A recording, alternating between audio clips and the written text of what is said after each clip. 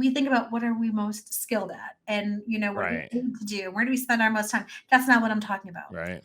I'm talking about the parts of time and the things that you can do for 12 hours a day and end the day more energized than when you started. That's what lights you up. I guarantee you something hit crossed your mind immediately when I say, like for me, I can do strategy, I can do the finances, I can do all these other things. But after a couple hours, I'm spinning in my chair and throwing pencils at the ceiling, right? I don't love Yeah. it. I Right. love coaching. I love working with my coaches. I love being on stages and podcasts. And these are the things that I can do that really, really get me going. Right. And too often we don't spend enough time in our day doing those energizing things. And when you start to do that, then the momentum will carry. And so that's one thing you can do immediately to say, okay, where is that strength that I have that I just lean into, and that is my superpower? Right. And then how can I do more of that every day? This episode of the Life in Transition podcast is brought to you by Midlife Transition Mastery. If you have reached midlife and you are successful, you have checked all the boxes, you've done everything you thought you should do, and especially pleasing everybody else, doing what you think everyone else needs you to do, but you still feel like something's missing, like you're coming up empty, feeling alone, feeling misguided or lost. Midlife Transition Mastery Explorer community is for you. Here we will build authentic community. We will learn about the 8 steps to mastering midlife transition, and we will learn and execute living life with no regrets in our second half. Please check out the community on lifeintransition.online/MLTM, Midlife Transition Mastery. And I look forward to seeing you around the fire in this community. I'm Art Blanchford, and this is Life in Transition, a podcast about making the most of the changes we're given. As a married father of 3 teenagers, a longtime global business executive and adventurer, I've been through hundreds of transitions in my life. Many have been difficult, but all have led to a depth and richness I could never have imagined. You'll get to hear all about them on this podcast so that together we can create more love and joy in our lives, no matter what transitions we are going through. Welcome back to Life in Transition podcast. I'm very excited today to have with us Tammy Alvarez. She is the CEO of Career Winners Circle and is also an author, professional keynote speaker, inspirational coach, trainer, and epic storyteller. As an award-winning entrepreneur and former corporate executive, Tammy believes that leaders who inspire courage are at the heart of every successful business. So Tammy, I'm really excited to have you with us today and to hear your story in transition. Thanks, Art. I've been looking forward to this conversation for weeks now. So I'm glad we are here and just thrilled to be able to share my story with your audience. Awesome. Thank you so much. So jumping in, Tammy, what would you consider is your most impactful transition or most important transition that you've been through in your life? Yeah, I think there's 2, but I'll talk about the most recent one in terms of the massive reset that I had. And you can share 2 of them too. It's fun. We can do 2 for the price of 1 today, right? And take it that way. There we And go. so I spent 20 years of my corporate career as a C-level executive on Wall Street. And so at the height of my career, I was leading 2,000 people in 35 countries, solving some major problems, and I loved it. Like my team, we were known as transformation experts. So when the proverbial building was on fire and everyone was running out, my team and I were running in, and it was amazing. And fortunately, in financial services, something is always messed up. So there's always something to do. There's always a fire. Totally. And the adrenaline junkie in me was like always getting that fix that I wanted, right? And I loved it until I didn't. Mm-hmm. And I remember this moment. It was like this defining moment that we don't really have the advantage of having many times in our lives. But we were in the boardroom, me and a bunch of my peers. So we were in the boardroom, my peers and I. It was quarterly earnings, and we had missed earnings again. And it was a bloodbath with the analysts. And you knew it was going to be because all the things we said the quarter before that were guaranteed to happen didn't. And it was just a disaster. And so we wait, and our boss comes in just hot. And so the screaming started. And then, of course, it was a normal thing every quarter. And so the first person would lob the first shot of, it's not my fault, it's their fault. And it's like, well, it's not my department, it's their department. And this would happen all the time. It was like a red robin. I'd like to say this was different and unique, but it wasn't. It really turned into a sport. And then we'd all go out for drinks afterwards. And so I remember just getting ready for yet another one of these things. And I felt like I had this out of body experience where I was floating above the table. I saw everything that was going on. But at that time, I developed an illness that I did not know was terminal. Mm. And it was called I don't give a shititis. Hmm. And I suddenly just didn't care. Right. So And all this drama, all this stuff that used to feel like really high stakes for you yeah, was all of a sudden like like I'm over didn't it. matter. I'm Right. just over it, right? And so I didn't know that was terminal. I didn't know Yeah, that was because it's possible to have that and still be a very effective executive, to not take it totally. personally and still be a totally effective executive. So at that point, you didn't realize that that meant the end of that career. Yeah, I didn't at the moment, but within 6 months, I had cashed out of Wall Street, moved to a tropical island off the coast of Belize, and started this coaching company. And that was about 7 years ago. So that Oh, was a massive reset in terms of finally wow. having made it, whatever that means, and just walking away, saying, "This is no longer for me." Mm. And what gave you the courage to do that, Tammy? I mean, there's a lot of people that probably have that fantasy, right? They're sitting in their corner Um, office after having a meeting like that and going, "Oh, look at the calendar over there with a picture of Belize or a picture of Cancun or a picture of," right? Wherever, yeah. What gave you Um, the courage to do that? for me and the way I came through my career, it was harder to stay than it was to leave. I've got this mindset that I always have that if you don't like it, change it. Hmm. And so for me to live an inauthentic life in any way is so painful. Taking the risk is worth it. And this is clearly for me the most terrifying thing I've ever done. Mm. I didn't know how to be an entrepreneur. The guy that I had been dating for years, he and I finally got our act together. So we decided to move to Belize together. And I just, and I was living in a foreign country. And so all my whole life, it was just time for that big reset. So you said that you always are really to make a change if you can't change the situation. So, but how did you know that you couldn't? I mean, you had been loving corporate life up until then, and how did you know you couldn't change that company or make it? There still seems like there's possibilities to stay inside that career Yeah. and make changes. And I hear you that, hey, if it's really something that's inauthentic to you, it's very painful, right? That's a gift, actually. It doesn't feel like it a lot of times, but it's actually a gift because it pushes us towards what it is we're supposed to be doing. Right. But how do you know that you had to change careers completely and not just change something in your job or change companies or Yeah. I mean, because after all that time, there was nothing really new. It was just the same crap, different shade of lipstick. Mhm. And so throughout my career, because I needed to be passionate about at least one of three things. Okay. I had to be passionate about the work we were doing. Right. And I didn't always have great work. I worked in compliance, right? So that wasn't fun, Right. right? So if that wasn't there, then I had to be passionate about the people I was leading and working with. Yep. And let's face it, in Wall Street, I worked with some not nice people sometimes, right? So, and then the third thing, if those two failed, then I needed to be passionate about my growth. And Right. so when I didn't love the work or the people, but I was personally growing, then that's where I really double clicked in on my passion. And when I knew all three of those things were exhausted, it was time to make a move.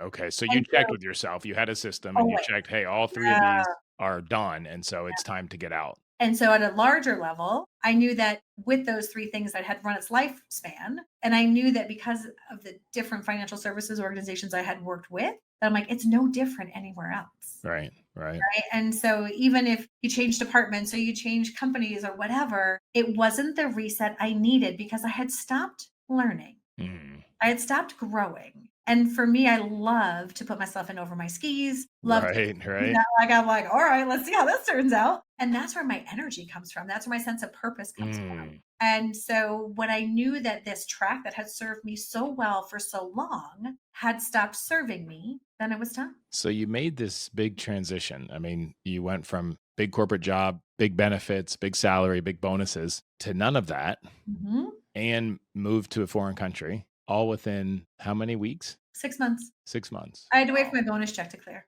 Yeah, for sure. For sure. So Like, from that decision, yeah. yeah, exactly, exactly. Yeah. But 6 months later, then you're in Belize. And did you know right then already what you wanted to do? Well, I had always known that I was gonna do some kind of coaching as my soft retirement.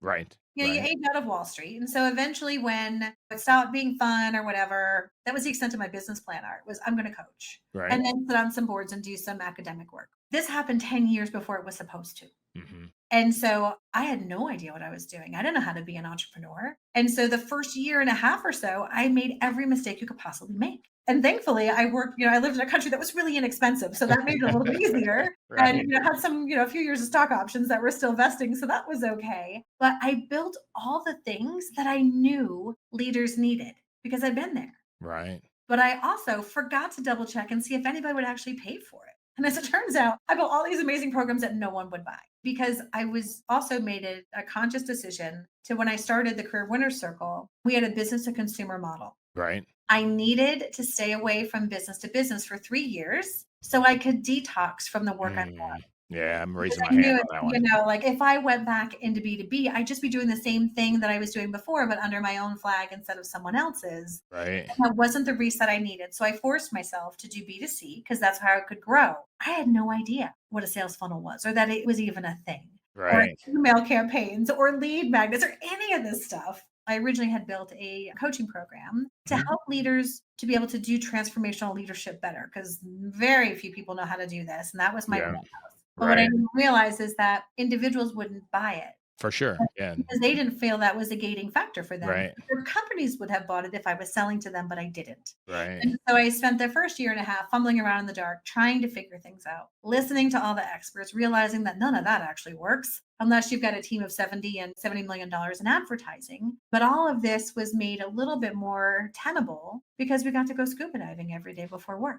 And that was a huge reset because I would be on the dive boat, we'd be going out to the reef, and I'd feel guilty because I'm not in the office. Mm. Because you're so programmed, right, to be on all the time. That There. was my question, Tammy. I was going to ask you is how did you give yourself permission to have fun? How did you give yourself permission to play? Like, especially if you're used to this totally workaholic, adrenalizing lifestyle and you're not making money yet, Right. right? How did you give yourself permission to have fun?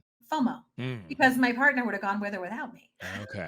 And you're in this country and who knows how long you're going to be there. Yeah, And we didn't know. We never have an end date, right? We're still expats. We live in Mexico City now, so we never have really an end date on where we're going to be and when we're going to go next. But I think I needed to step away and do a massive reset. I jokingly say I went from Soho to boho, right? In terms of making that change. And because I knew that this was a period of growth for me. And it right, was not only growth in business, right, right? Because I had been very, very business obsessed my entire adult life, resulted in divorce and all kinds of things that aren't necessarily happy endings initially. And then realizing that there's more that I need for myself. And this was way before COVID. Like no one even knew what Zoom was. Right? right, They're right. like, how are you going to coach? How are you going to serve your clients? I'm like, Zoom. They're like, what's that? This was before I the thought that COVID was a fast reset. private plane. Yeah, yeah, exactly. Zoom. Yeah, exactly.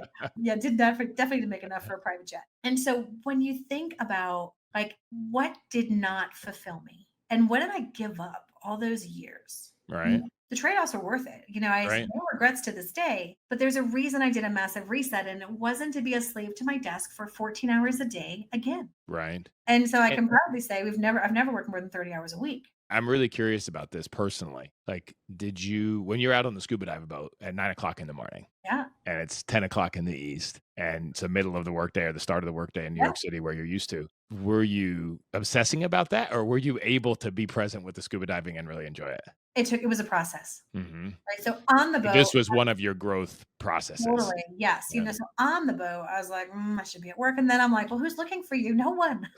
No one's Right. gonna miss you yet because no one even knows. Now I would love that time, right? But when I was underwater, like that is one of my happy places where I'm Mm-hmm. totally in the moment. Like I'm not thinking about anything else other than being salty and seeing all the fish and just, I Hmm. used to joke around like we're watching the fish go to work every day because they always seem like they're on a mission to go somewhere. Right. And that was my time to really just give up all the thinking and just be in that moment. And what I would find every single week is that a problem I was struggling with or an answer that I couldn't quite get my hands around, like it would magically pop into my head. And it's not magic, right? Yeah. It's Yeah. taking the foot off the gas, giving your brain a chance to catch up, especially now that I'm not as young as I used to be, and giving, just letting things kind of marinate a little bit Right. instead of driving for the next solution, the next one, and the next one. And so I think the reset for me was not only realizing that there's so much more personal fulfillment out of helping someone personally grow Hmm. than it is to watch the earnings go up.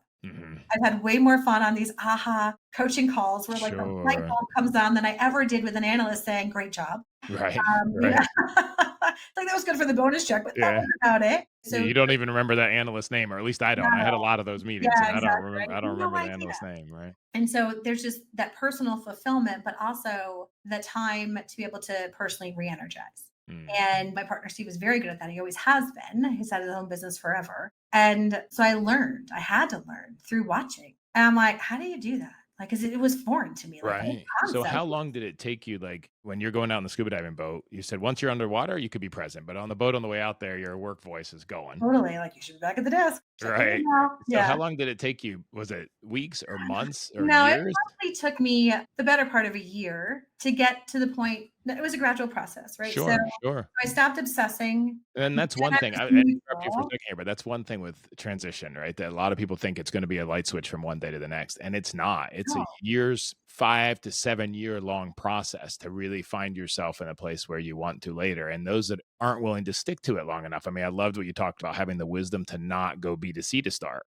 because Mhm. you knew it would tempt you right back into that type of lifestyle that you knew you didn't want. Right. The transition is not the tipping point is instant. I don't give a shit itis realization. The tipping point is instant, but the transition can take half a decade. And if we do it right, we're always in some level of transition, Absolutely. right? Because Absolutely. the goalposts today of what we want for ourselves, our families, our careers, the whole ecosystem is not anything like it was 5 years ago. Right. And it's not anything like it's going to be 5 years from now. Right. And I've even found that in this business, right? Mhm. What I started doing eventually no longer fulfilled me. Mhm. I cracked the code. And I was like, well, I can't do this forever. I'll be bored out of my ever loving mind. So what do I do next? So even once you've made a big transition and said, I want more, better, different for me and the people that I love around me, but that's just the beginning of the journey. It's Right. not the end. And Right. that's where it's fun because I know for me, if I had done it 10 years later, this was just supposed to be a commercially viable side hustle. Right. It was Right. supposed to be relevant, right?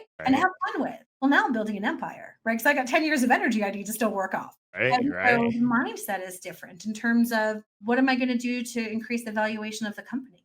Like with a exit strategy for 10 plus years down the road to sell, like what are the decisions I can make today to do that in a more effective way? What fuels me? I get lonely, right? I was used to having like a deli ticket counter out my door with a line and just nonstop action. Right. And then you get lonely as a solopreneur. So then I started to bring coaches in because the business grew. Right. And now it's more of a collaborative company feel instead of Right. just a coach. Not that that's wrong, but Right. for me, I wanted more eventually. So I think anybody who's making that leap to do something that serves you, the takeaway is keep the momentum going Mhm. because it's fun.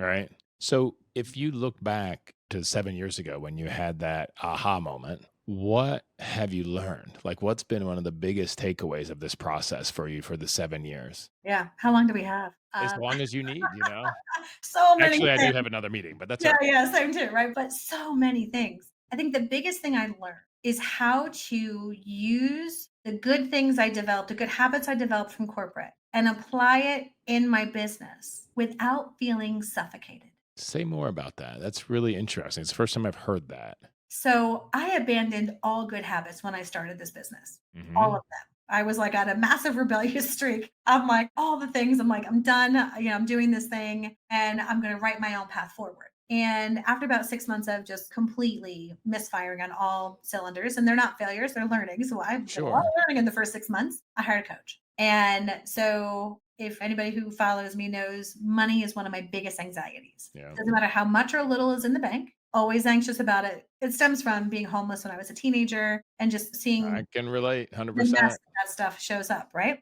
And so we The kept talking ghosts in the finance. closet. Totally. They dust bunnies are monsters, right? Yep. And Depends how much we work on them. agreed. Those are, usually I think they're monsters until I look under. I'm like, oh, for God's sakes, I just get this over Right. with. So my coach kept asking me about the financials for the company, and I kept not doing my homework. And then finally, she asked me, she's like, what are you afraid of? So of course I bristled because I'm not afraid of anything. Yeah. Fuck you. Right? Right. She let it go. She knew she struck a nerve, and so she let it go. But I thought about that for a couple of weeks. I'm like, what Mhm. am I afraid of? Mhm. And what it turned out was I was afraid of success. Hmm. I was afraid that if I had done what I wanted to do in the way I wanted to do it, that I'd be tethered to the desk the same way I was before.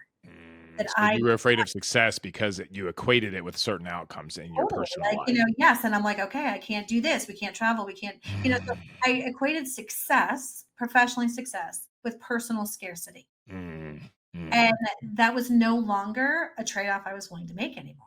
Okay. So that was blocking you from building the business because you would rather have a small business and a good personal life than a good business and a bad personal life. Well, I wasn't thinking of it in those terms until Y- she called me out on it, and I had to Right. stop and think about it. Right. I was just acting and reacting. And so she showed me a path forward where, because of the systems I had learned in corporate, by incorporating those, it actually allows more room for personal fulfillment and business growth at the same time. So I And didn't have to make the trade offs that I thought I would have to make. So all of those things I think were part of the learning process for me. for a lot of people listening, that sounds like sort of one of those platitudes. It's like do more with less, as you heard in corporate all the time, but it doesn't really work. So, how was it that you were able to do this without trade offs? Like, what did you learn? What did you do to say, okay, I can have my business the way I want and I can have my personal life the way I want? Because of the extreme exchange that I had made, I had never in the first year, I had never made less money Right. Yeah. and lived more richly than Mm, I did in that first year. right. I'm not embarrassed to say I made less than $20,000 my first year. Yeah. That was it. And obviously coming from a Wall Street salary, there was a big difference, It's a right? little bit of change. Yeah. Yeah, there was that was a big difference. And so, but I lived a life that was so fulfilled. I lived in an environment where no one talked about work. I didn't know what to Mm, do with myself. Right. Because, mm, when we're at a networking event or anything, it's like, who are you? What's your title? Who do you work for? We're sizing people up to see. And no one cared. And now I had this new business that I wanted to talk to everyone about, and no one cared. all right. And so, like, my environment forced me to think about things differently. And so, it wasn't really doing more with less, it was living more with less. And it's an environment where you can't get Amazon next day delivery or same Right. day drone delivery. You got to know what you need 6 weeks ahead of time so you can get it. You're in an environment where flip flops are formal wear. Right. And Right. so, It's a you step don't up from need barefoot. yeah, like, you don't need the Range Rover to compete or to take your kid to school because all the kids' parents have Range Rovers and you don't want your kid to be an outcast. Right. Like, all of these things that we get trapped into, especially in corporate and executive and very much in the States. Yeah. And very much in New Um, York City, I would say even Totally, more. right? Right. Yeah, and so I think that was where it's not really a platitude. It was an amazing epiphany that I didn't expect because I didn't know that that's how it was gonna be. So the water that you were swimming in an environment where people weren't focused on your title or how much money you made or what car you drove allowed you to slow down enough to realize there's a lot more to life Yeah. than that. Then the first year, obviously, you didn't have a ton of business based on what you said. So then you were able to slow down. And then once you started building it back, have you been able to maintain that sense of, I'm going to call it space in your life, that sense of spaciousness? Or do you feel now that you've gotten that, you said you were afraid of being successful because you didn't want to be chained to your desk, if I Right. put those words on it. How do you rate yourself now? Now you are very successful in your business. Are you 50% chained to your desk, zero chained to your desk, 80% chained to your desk? How would you rate your experience of now that what you've created years later? I always say that I am tracking exactly where I wanna be. So, for example, I don't work Fridays. Great. I just don't. And it makes Monday through Thursday really busy, Right. which is fine. But Right. for me, like, Fridays are my day. We live in Mexico City now. There is an amazing, like, cultural immersion here with museums and art and music and all these things. So Friday's my day where I just go wander off somewhere and just enjoy because the weekends are for my partner and I, right? And to do things with friends and stuff like that. So you have a day long artist date every It's Friday. recharge day, right? Whether it's a liquid lunch with my girlfriends, Right. whether it's hanging out in a park, going to a museum, it doesn't matter. And what I've been able to do, I've been able to continue to grow and build my team. Right. So that way I am not like critical path to near almost anything. Right. Right. It doesn't stop with you. No, we brought on coaches to support our customers beyond what I, cause I only, and the other thing I do, so for those entrepreneurs that are out there listening, right, or those business people, because the bigger you get, the harder this becomes, right? But I work in the business 2 days a week Okay. and I work on the business 2 days a week. Right. And so that balance, because I like to bundle my time and Right. I'm more effective that way. And so when I know that, okay, So you you have 2 days of coaching yep, and 2 days of systems and employees and that's so right. forth. That's exactly right. And so that really allows me to keep an eye on the strategy, support the team as they're driving the strategy in their areas of expertise, and stay in touch and still deliver that high quality experience for my clients because I'm not burnt out. Right. Oh, very good. Looking back now, Tammy, what would you have done differently? Is there anything that you would have done differently if you go back and talk to your younger self? Is Yeah. there anything you would have done differently I probably would have dialed back the work obsessiveness a little bit.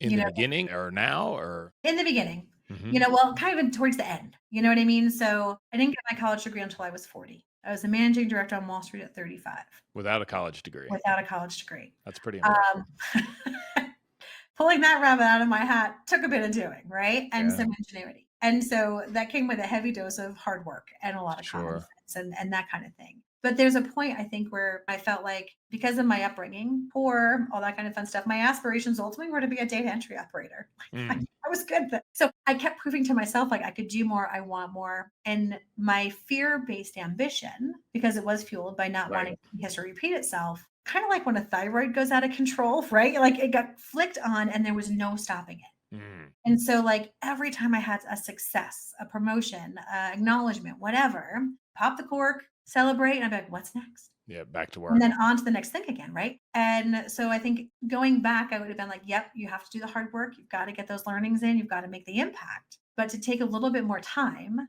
to celebrate, to let things marinate, and to just breathe before you go after your next big thing would have gotten me the exact same results, but in a lot less stress and aggravation. Right. And a lot more fun and probably better health and everything else. Everything else, Yeah. right? And better balance. Right. Because by the time I got divorced, I was so work centric. Like my daughter went to college. My husband and I had a very amicable split. And I had no hobbies other than golf and travel. Hmm. And I was by myself.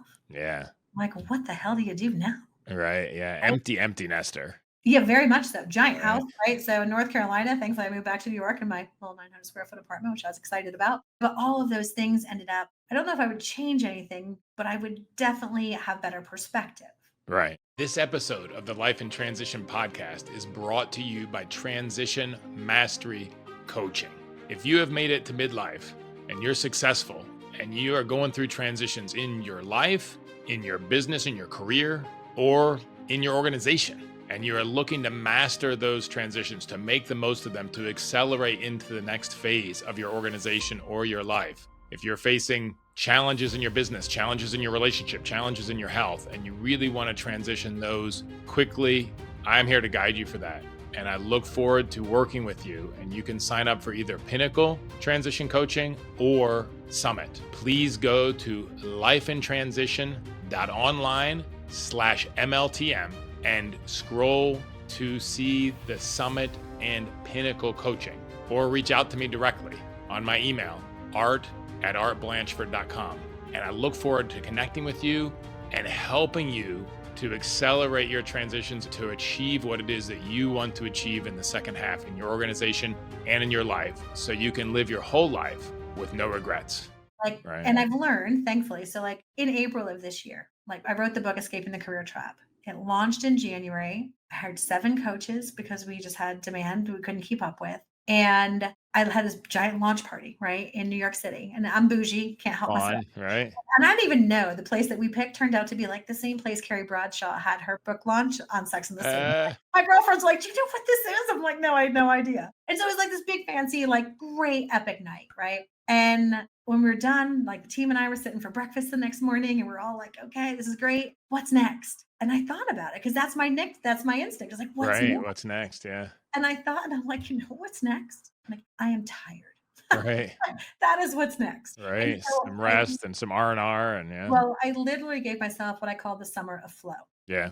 I kept lights on with the business. We continued to grow, but I didn't do any special projects. I'm just like, we're just gonna let it go. Right. And I let Right. things like just, and I just lit like I wouldn't make any decisions that were new. Right. Right. And I did that for an entire summer. Yeah. Nice. And it was like the most rejuvenating thing I've ever done. Now that summer of flow has led into a raging river, right? We've got 4 massive initiatives that we're launching all at the Right. same time. And we're back in action again for the new and exciting things that gives me energy. But I needed that recovery time. And you And give yourself permission to do that, which is yeah, really great. I think a lot of people don't. And then of course you burn out and you ruin your health and you're forced to stop. But then things are zero, not still 80% or 100% without you adding the 20% on top with the new initiatives. yeah. And there I would have never had the energy, the enthusiasm, and the clarity and conviction in exactly what directions to move had I not taken that time. Right, for sure. So if you had not, like if you'd heard that, if you got in the case of I don't give a shit itis Yeah. and not answered the call, like if you had not made this transition, where would your life be today? What would your life look like today if you had not made this transition? I think I'd be stuck in the rat race that everyone else is. Hmm. Right? I would have been doing the same thing, probably for a different company, but not feeling fueled or energized and not learning, not growing, and just being like just. Right. And we deal with this actually with our comfort with our customers because there is this apathetic haze that has just layered over companies. Absolutely. And it's interesting because Gallup did two different research studies that I think are really interesting. And one was they researched knowledge workers globally and asked them, how satisfied are you with your job? And so, how satisfied are you with your job? And the results were 80% of knowledge workers are satisfied, which is a way bigger number than I would have expected. Right then, if you think, yeah. But then in another survey, same demographic, they asked basically, how much do you care about what you do? That number went to 20%. Right. And so 60% of our workforce globally is stuck in this apathetic haze. Right. Things are good enough. Yeah, they're getting a paycheck and they can, they have a good life outside of work, maybe, hopefully. And Sometimes with the longer you stay in that apathy, the less you do things that energize you, then the more likely it is to do what researchers call the spillover effect, right? We don't live our lives compartmentalized. right. Yeah, it's You not know, really very few of possible. us can. Yeah. And so if work sucks, then the rest of your life is not as great as it could be, Hmm. and vice versa. And so we owe it to ourselves and those that we love not to allow ourselves to stay comfortable for too long. Right. And Right. especially as we get older, because the more you stay in your comfort zone, especially as you're later in your career and more expensive, the more at risk you are. And so your life will change by your By doing or somebody else's doing instead of your own. Yeah, no, that's for sure. And then it's even more difficult. And by then you may also have some other bad side effects that you wouldn't have wanted, health issues or whatever yeah. else. Right.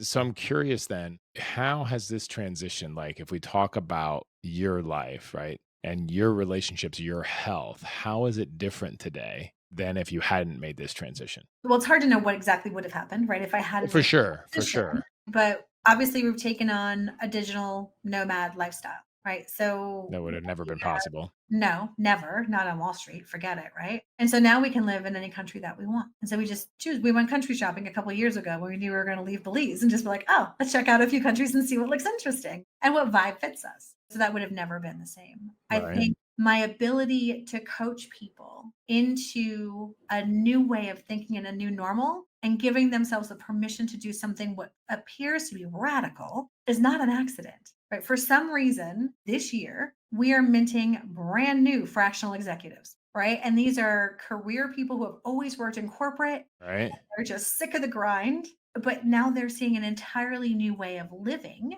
without compromising income Right. and doing only the things that they love because they're making that transition from being paid for what they do to being paid for what they know. Right. And they're starting to see that value of you're not being paid for the 15 minutes it took for you to solve the problem.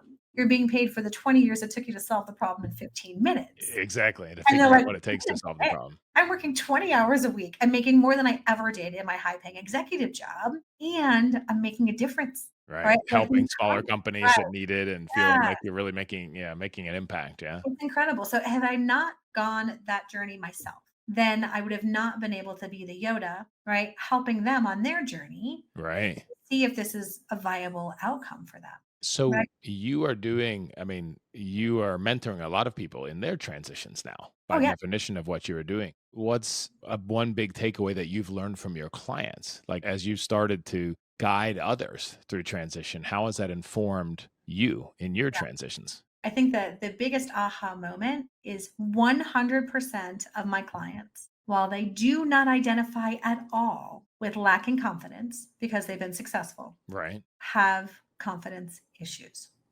Interesting. Right. So if you were to say, okay, we help you feel more confident, they're like, I don't need that. Right. Right. I'm a big master of my You can universe get where already, you're right? going to be without having level confidence. But Right. when it comes to doing something you've never done before, when it comes to changing tack in a way that your family might not understand, or your colleagues or your buddies on the golf course are going to be like, you've lost your mind. Right. So when you're kind of bucking that and when you're taking that chance, when you're playing the biggest you've ever played, that's usually when your confidence is like, I'm going to go on a vacation. You let me know Right. how that works out and I'll come back later. And so whether dealing with CEOs of big companies that we coach, or whether dealing with mid-level executives and everything in between, taking these big leaps, making these big transitions, no matter how much you want them, no matter how much you know that on the other side it's going to be the exact right thing to do, it requires a level of confidence and resilience that we forget we have. Mm, mm. And so that seems to be the common thread. And once they get past that and they realize I got what it takes. I'll put money on me over a company any day Right. for success, livelihood, impact. Then that light bulb moment happens. And then it's fast tracked from there. How has that affected you? Are you the one giving the confidence? Are you also getting the confidence from that as you go? Or is it both directions or Well, and it's them, yeah. right? I mean, as a coach, you're the guide. They're Yep. doing the work. Yep. And so what it does for me is, I mean, obviously you can't get any more purpose filled, in Yeah. terms of being able to make that impact on people's lives. But it gives me the confidence to know that this works. So And for the next client that comes along, when you have 30 clients, 40 clients in a row that all have the same issue and all overcome it, yeah, it and the gives you guide, confidence. the path we take them on Right. is effective and it works. Right. And that the upside that they feel is worth helping them find that resilience that they need. And Dean Graziosi said something really interesting one time. And I was like, if you knew that you had to fail 36 times before you got what you wanted, you'd do it because you knew the 37th time you'd get it. That's right. But That's here's right. the issue with life. You don't know. Right. You have no idea how many times you're going to have to That's try right. to do Yep. this. And usually we're leaving and walking away on the 10-yard line Yeah. and we don't know Or the one or the or 20, whatever, but who right? knows? But Yeah. it's like that one next push is the thing that gets you where you wanna go. And so I think seeing so many people get past that point and do that one more push. And I got a text message from one of my clients yesterday. It was him and his beautiful German Shepherd on a hiking trail. And he's like, "This is what this does for me." Right. Yeah. Does it Perfect. get any better than that? Like, it's amazing. Perfect. But it was laden with lots of second guessing, a lot of doubt when he decided to make the change and move into a fractional space versus when he actually did it was about 7 months later. Right. So even once he got there, he still couldn't pull the trigger, right? Because everyone's journey is different. But when you see that, yes, you stay the course and this is what happens, these are the outcomes for you. One of my other clients is touring Vietnam right now. She would never been able to do that because then she just got back from Fiji a couple weeks ago. Right. Right. I think I saw this Shouldn't meme. even bother to come back if she's going from Fiji to Vietnam. Just stay over I know, there, but all these things. And now she's living her best life doing the same thing. And so when you see that and you can paint these pictures for people who are going through that process and say, yes, the pain, the anxiety, the uncertainty, all of those things are real. And here's how we're going to get through those. And then That here's what it looks that's like on really a the other gift. end for That's you. really a gift that you And get that's to give every folks. client's journey gives me that gift. That's awesome. And it's a gift that you can give that to them. And I mean, and they're giving it to you as well, but that's an awesome gift. Tammy, there's so much here. I'm curious. So you have a lot of people that you're speaking to that are going through life in transition, career transitions. What's the one tool you would give them that you could say that they can take action on now, right now to start to take Yeah. one step to make their life, to move it in a way that they can have this life of their dreams, this ideal life? Yeah. Something you can do the minute you stop watching or listening here is to find ways to spend more time in your day doing the things that light you up. Hmm. And here's what I mean by that. Because a lot of times, Yeah, I was especially, gonna say, I want a follow-up question on that yeah, yeah, because a let lot of me people don't get know there. what lights them up. Correct. And so, like, we think about what are we most skilled at, and what do we Right. need to do? Where do we spend our most time? That's not what I'm talking about. Right. I'm talking about the parts of time and the things that you can do for 12 hours a day and end the day more energized than when you started. That's what lights you up. I guarantee you something hit crossed your mind immediately when I said, like for me, I can do strategy, I can do the finances, I can do all these other things. But after a couple hours, I'm spinning in my chair and throwing pencils at the ceiling, right? I don't love Yeah. it. I love Right. coaching. I love working with my coaches. I love being on stages and podcasts. And these are the things that I can do that really, really get me going. Right. And too often we don't spend enough time in our day doing those energizing things. And when you start to do that, then the momentum will carry. And so that's one thing you can do immediately to say, okay, where is that strength that I have that I just lean into? And that is my superpower. Right. And then how Okay. can I do more of that every day? And is that, I mean, you've talked about primarily about professional things, but are there things also on a personal side? Does it count the same way? Like you talked about your client that sent you the picture of him and his German Shepherd gone for a hike, right? That's probably something that lights him up. Right. Is the advice the same, whether it's personal or professional? Yes. And especially a lot of people, a lot of hard driving professionals maybe don't even know what they like to do personally, right? I They might didn't. take some time to explore, Yeah, I didn't. right? I mean, I played golf for work and I traveled for work and then tacked on fun weekends on the other side of a trip, right? So Right. I had no idea like who I was, what I liked, and all that kind of fun stuff. Right. And now you Um, have Fridays, your Now I own have your Fridays, own date day. and You can do yeah, and whatever then, you want. back, when we weren't landlocked, scuba diving and all of those things. And so, but when you find that energy source and that energizing source, and you're able to do more of that, it just lifts the whole day. Mm, And part of being able to create your next big thing is creating your current environment in a way that it's not exhausting you. right. You have the Right. energy to think about what to transition to. Right. And so by doing the things that give you that energy, that's one So step. figure out what it is that you feel more energized at. Or sometimes I'll even say it's a good tired afterward. Like I can go hike for 25 miles in the Yeah. Rockies and I'm tired like when I get back, but it's a wonderful tired. Very different than a stressed tired or a grind tired. It's very Yeah. different. And I would still go do it again the next day and the next day and the next Yeah. day. Yeah. Right. So no, that's really great, Tammy. Thank you so much. I have one last question for you. Okay. Where can listeners find out more about you? You have a very interesting story, a lot of good stuff going on. You've got this book. Like, where can they find out more about you? Great. Thanks. So, one thing I love all podcast listeners to do is reach out on LinkedIn and connect and send me an email that you heard the episode. Let me know what you agreed with, what you didn't. I love all the things. Absolutely. So, I love seeing those little gifts in my inbox. But if you're looking for coaching, if you're looking for that advisory work, you can find us at careerwinnercircle.com. And then from a book perspective, if you do not love Every Monday, you need to read the book. It's called Escaping the Career Trap, Transform Your Apathy into Ambition, and Never Hate Mondays Again. It's got a Love giant it. pair of golden handcuffs on the front. You can't miss it. It's a big promise. Yeah, well, it's true. It took us 394 pages to get there, but we Oh, got there. nice. It's a Nice. coaching book. In terms of there's stories, like there's 26 stories from other clients and colleagues, plus my own, but there are actions you can take every single day to get out of the grind. Nice. And so you can find that at escapingthecareertrap.com, because when you do that, you get a signed hard copy and a bunch of free stuff. Nice. Or you can head over to Amazon and find it there as Or well. wherever else. Okay. Yeah. Very good. Well, Thanks. Tammy, thank you so much. Thank you for your wonderful energy and your very inspiring story and concrete tools and actions that people can take to start living a better life now, even if they're still in their job. Absolutely. So, My pleasure. It's great Thank to you so much. You're welcome. Thanks for the invite. Yeah. I can't wait to hear what action you are taking. Connect with me on LinkedIn or our website, lifeintransition.online, and let me know. Let a friend know too. It could be a huge encouragement to them and keep you on the track. Thank you so much for joining me today. Make sure you subscribe wherever you listen to podcasts, and it would mean a lot to me if you left a review and shared this episode with a friend. If you want to learn more about me and what I do when I'm not podcasting, please visit me at artblanchford.com. Thank you for listening. Together, let's make the most of life in transition.